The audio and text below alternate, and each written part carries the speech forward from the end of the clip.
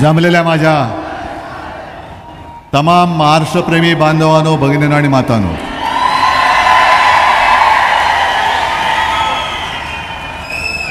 प्रचाराला अजून 2-3 दिवस आहेत, पण महाराष्ट्र निर्णय घेऊन मोकळा झालेला आहे.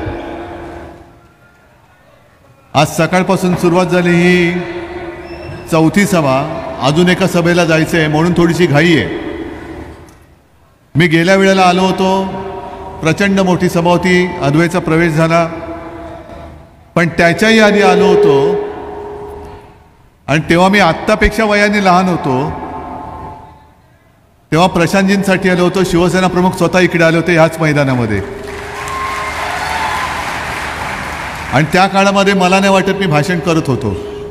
मी शिवसेना प्रमुखांसोबत जायचो, सगळं वातावरण बघायचो आणि पुन्हा घरी जायचो. आज मात्र ती सगळी पुण्याई, ती सगळी मेहनत आणि तुमच्यासारखे जीवाला जीव देणारे मर्द मावळे हे माझ्यासोबत उभे राहिलेले आहेत. गेल्या वेळेला मी आलो होतो तेव्हा गद्दारावरती काही बोललो नव्हतो.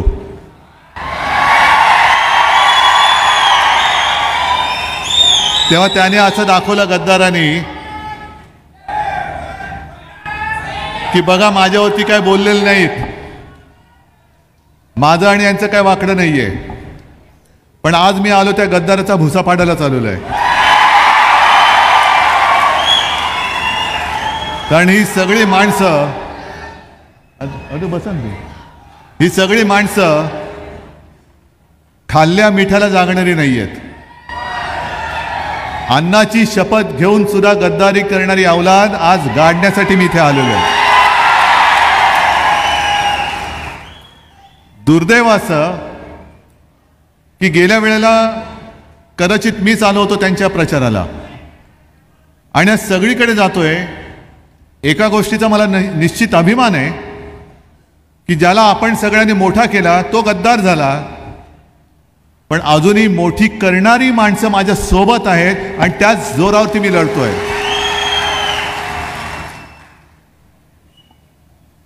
मी आता हा सगळा कामांचा पाढा आहे माझ्यासमोर, पण जे मी काय ऐकलंय की विकास कामं म्हणून जो काय बोऱ्या वाजलेला इकडे, कामाचा पत्ता नाही, पण कामं दिली गेलेत, कॉन्ट्रॅक्ट दिली गेलेत आणि ते कोणाच्या कंपनीला दिलेत हे तुम्ही शोध घ्या. कोट कल्याण कोणाचं झालं? स्वतःच्या पोराबाळांचं झालं. पण माझा हा मतदारसंघ मालेगाव हा तसाच राहिलेला आहे. म्हणजे असं मी ऐकलं की गेल्या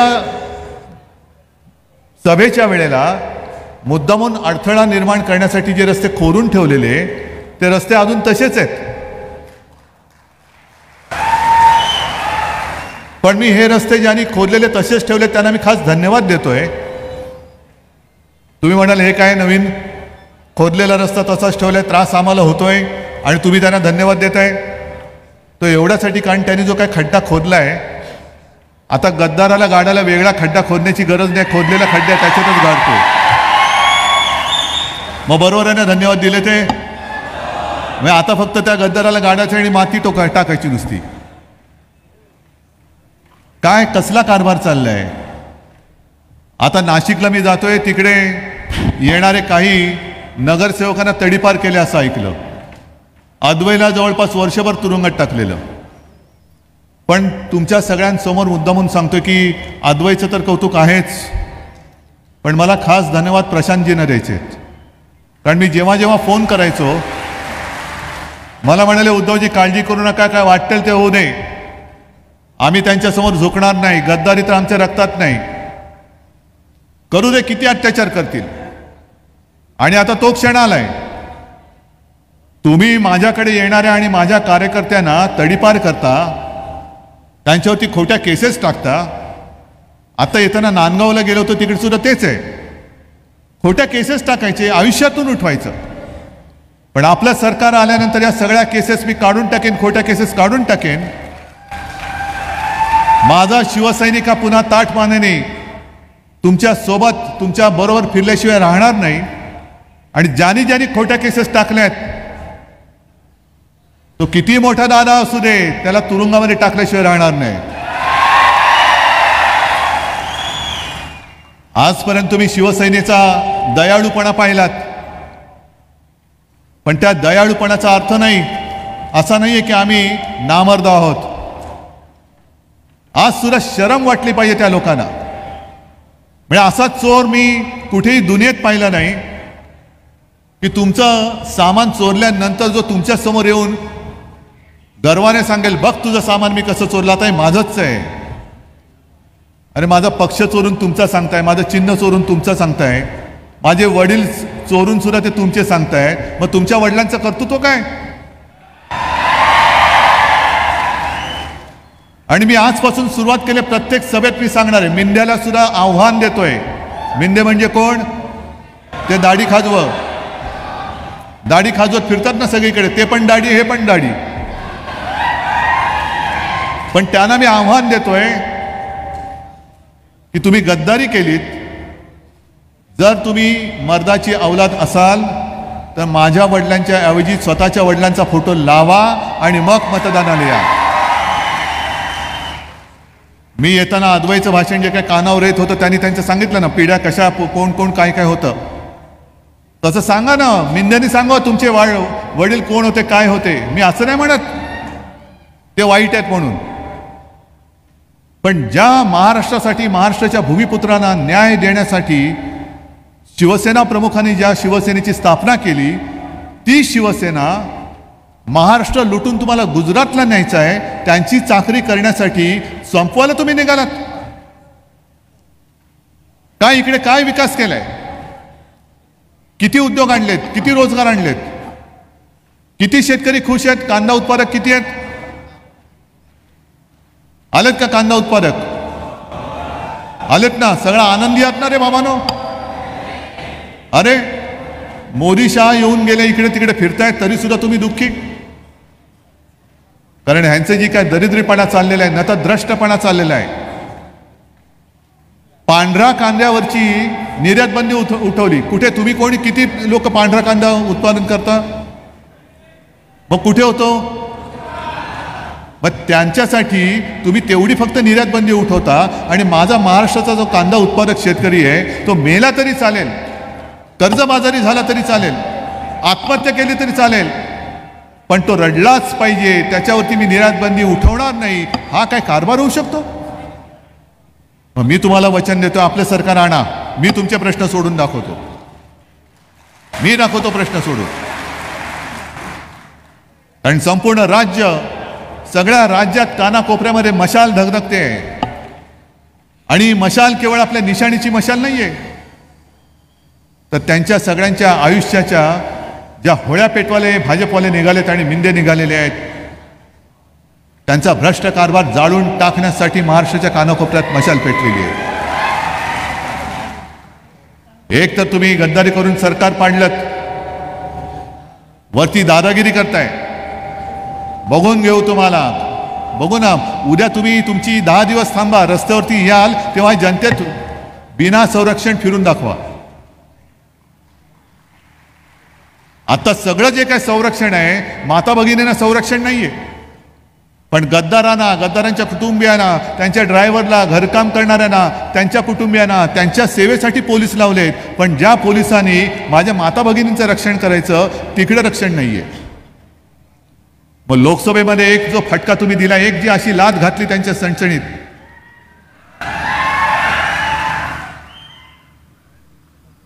ती लाथ मारल्यानंतर आता यांना महाराष्ट्रामध्ये बहीण आहे आणि ती लाडकी आहे हे त्यांना कळलं.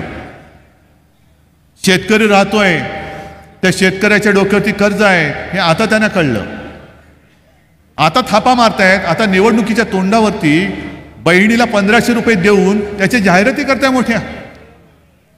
मग इथे मी माझे भाऊ बसलेत, त्यांना विचारतो, अरे आपापल्या परीने आपण भाऊबीज करत असतो, रक्षाबंधन करत असतो.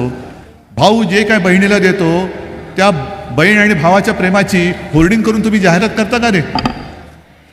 हा, एक तर तुम्हाला विचार त्या बहिणीला देण्यासाठी तुमच्याकडे काही नाही प्रेमाशिवाय, आणि त्या प्रेमामध्ये बहिणीचं समाधान होतं. बस माझा भाऊ राया, माझा समाधानी आहे ना, मी भरून पावले, मला पैसा अडका काही नको, माझा भाऊ आनंदात राहू दे, हीच खरी ओवाळणी आहे.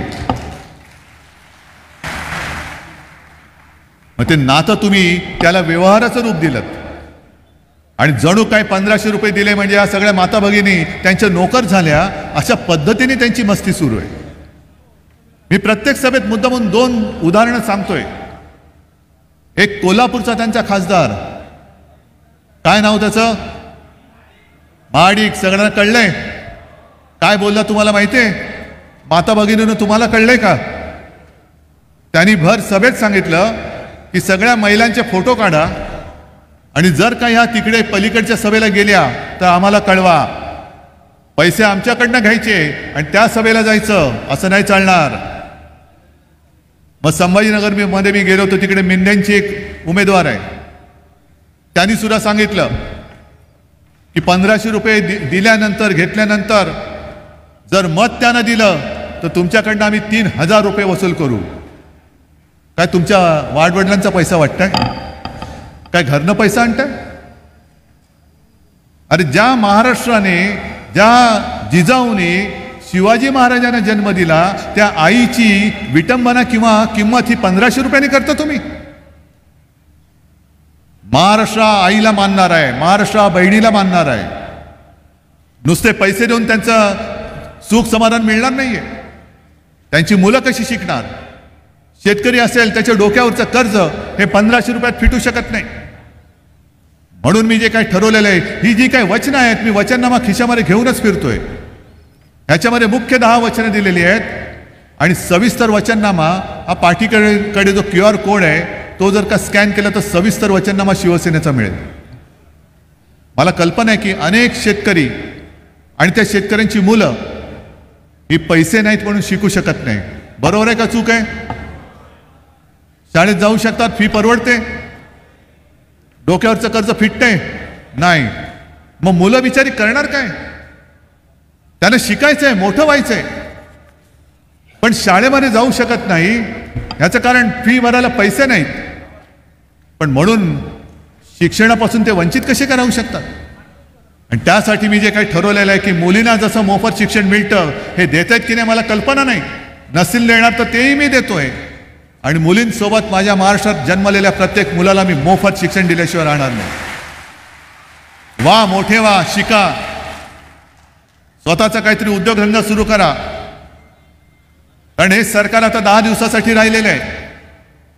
महाराष्ट्रातले जे उद्योगधंदे आणि गुजरातला नेलेले आहेत ते किंवा त्याहून जास्त उद्योगधंदे मी पुन्हा माझ्या महाराष्ट्रात आणून महाराष्ट्राला नंबर 1 करून दाखवल्याशिवाय राहणार नाही. हे माझं वचन आहे तुम्हाला. आपण जे काही उद्योगधंदे महाराष्ट्रामध्ये आणत होतो, लॉकडाऊनच्या काळामध्ये सुद्धा जवळपास 6.5 लाख कोटींचे उद्योगधंद्यांचा सामंजस्य करार आपण केला होता. आले असते ना विभागात, माझ्या या उत्तर महाराष्ट्रामध्ये आले असते, पश्चिम महाराष्ट्रात आले असते, कोकणात आले असते. विदर्भामधला तो टाटा एअरबसचा उद्योग आपल्या डोळ्या देखत मोदींनी उचलून गुजरातला नेला आणि आज निवडणुकीच्या तोंडावरती अहमदाबादमध्ये त्याचं मोठं उद्घाटन करून दाखवलं. बघा महाराष्ट्रात राहणाऱ्या लोकांनो, तुम्ही मत द्या किंवा नका देऊ, आम्ही आमच्या गुजरातला नंबर 1 करतोय. नंबर 1 जरूर करा. मी काय गुजरातचा शत्रू नाहीये ना गुजराती लोकांचा शत्रू आहे.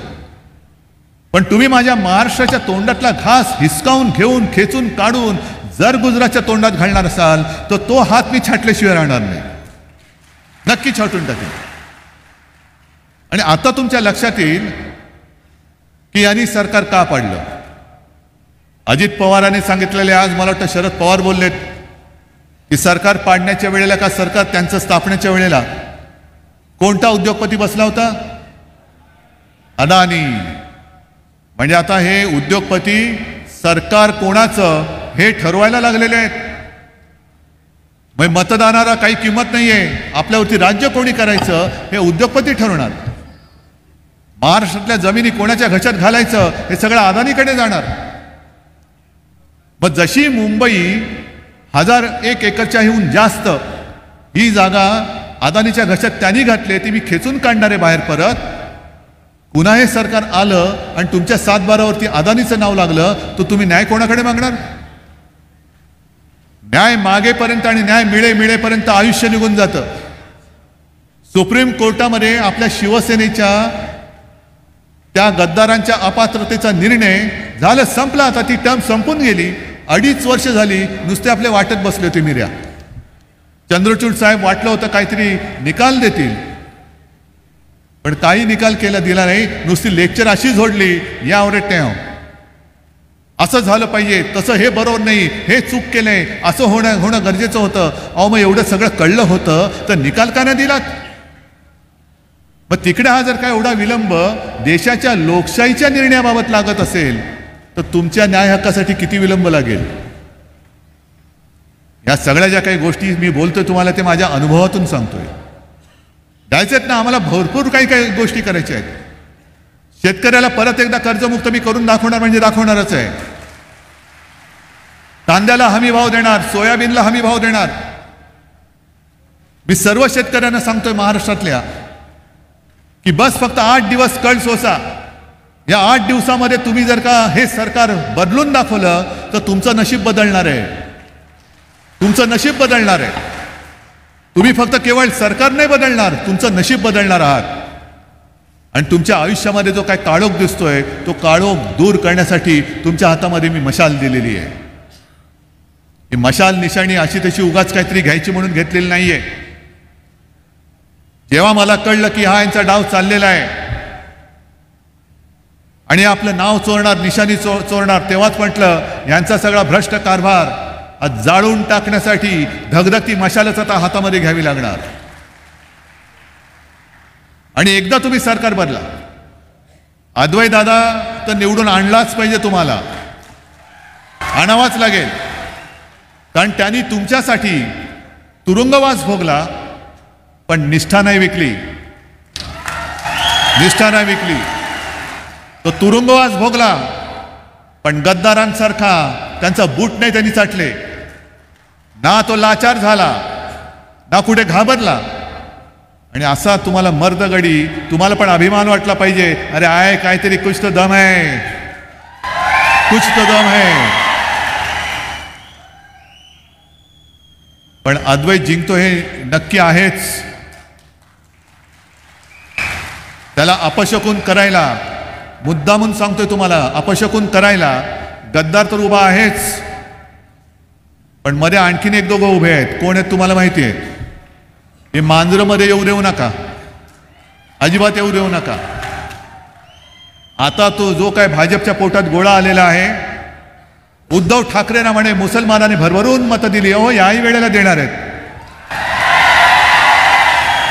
कारण त्यांना कळलेलं आहे की भाजप आणि मिंद्याचं हिंदुत्व हे घर पेटवणार आहे आणि उद्धव बाळासाहेब ठाकरे याचं हिंदुत्व हे घरातली चूल पेटवणार आहे.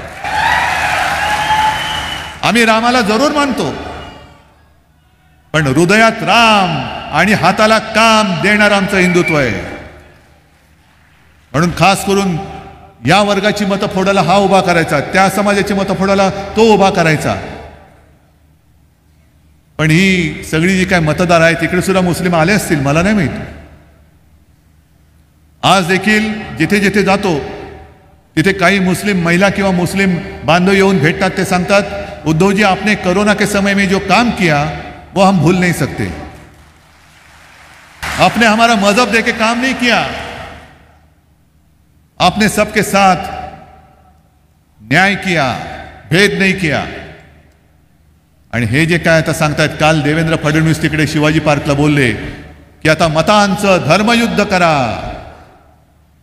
अरे पहिलं तुझं कर्मयुद्ध काय ते तर दाखव, किती पैसे खाल्ले ते तर दाखव. पहिलं कर्म काय ते तर सांग, मग धर्मावरती बोल. जर पाप केला असशील तर पापी मानाने तू आमच्या पवित्र धर्माबद्दल बोलू नकोस. आणि या सगळ्या गोष्टी या मुद्दामून मी तुम्हाला सांगायला आलो. बोलण्यासारखं खूप आहे, पण मी परत येणार आहे, नक्की येईन, ते विजयाच्या सभेला येईन. पण आज मात्र मी विजयाची जबाबदारी तुमच्यावर सोपवतोय, अद्वैच्या विजयाची जबाबदारी तुमच्यावर सोपवतोय. जसा अद्वै ठामपणाने उभा राहिला तसं तुम्ही त्याला निवडून देणार आहात का? नक्की जरा हात वर करून सांगा सगळ्यांनी. कुठे अद्वै? अद्वै मला इकडनं आमदार झालेला पाहिजे. आणि जो गद्दार सांगतोय की माझे आणि उद्धव ठाकरेंचे संबंध आहेत, होते, आता मी ते तोडून टाकलेत.